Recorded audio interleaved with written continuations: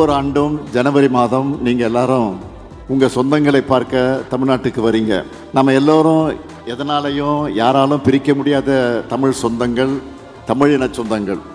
இது பல்லாயிரம் ஆண்டு காலத்து சொந்தம், இன்னும் பல பல ஆண்டு தொடரப்போகக்கூடிய சொந்தம். நாடுகளும் கடல்களும் நம்மை பிரித்தாலும் மொழியும் இனமும் நம்மை உணர்வால் இணைக்குது.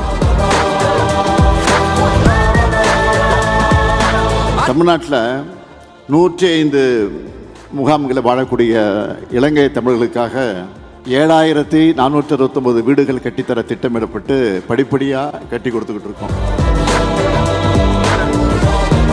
அயலக தமிழர்களில் பன்முகைத்தன்மையோடு விளங்கக்கூடிய தமிழரை தேர்ந்தெடுத்து தமிழ் மாமணி விருதும் பட்டயம் வழங்கிட்டு இருக்கோம்.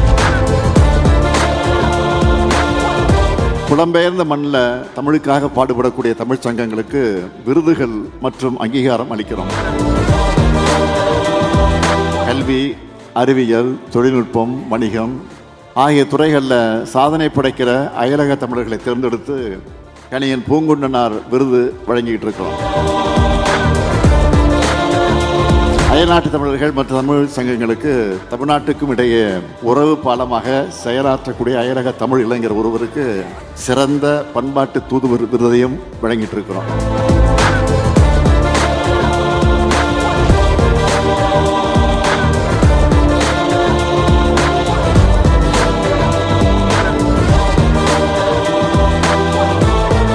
வாழ்வதும் வளர்வதும் தமிழும் தமிழனுமாய் இருக்கணும்னு செயல்படக்கூடிய அரசு நம்ம அரசு.